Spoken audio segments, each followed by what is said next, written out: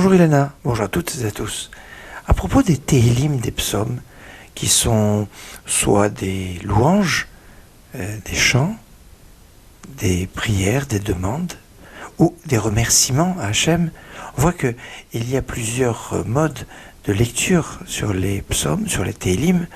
Il y a une notion quand même fondamentale dans ces Tehillim, ce sont des chants, des shirim. Pourtant, alors que, d'une façon générale, tous les textes de la Bible sont cantillés avec des ta'amim qui servent à découper le texte, mais qui servent aussi à chanter. Aussi, oui, les ta'amim, c'est pas surtout pour chanter, c'est surtout pour savoir comment découper le texte, et au passage, ça permet d'avoir une cantillation pour chanter le texte comme il faut. Or, il y a, sur l'ensemble des 24 livres du Tanakh, de la Bible, 3 livres qui ont un système qui est différent des 21 autres livres. En effet, ces 3 livres, c'est les livres qu'on appelle Emet. Emet, c'est les initiales de Yov, Job, même Mishlé, les proverbes, et Tav, Tehillim, les psaumes.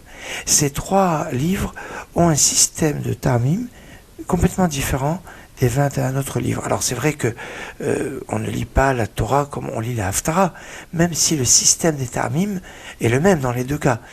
Mais le système des Tehillim, comme de Job, comme des proverbes, est un système différent, mais qui n'est pas connu de tous. C'est pas évident.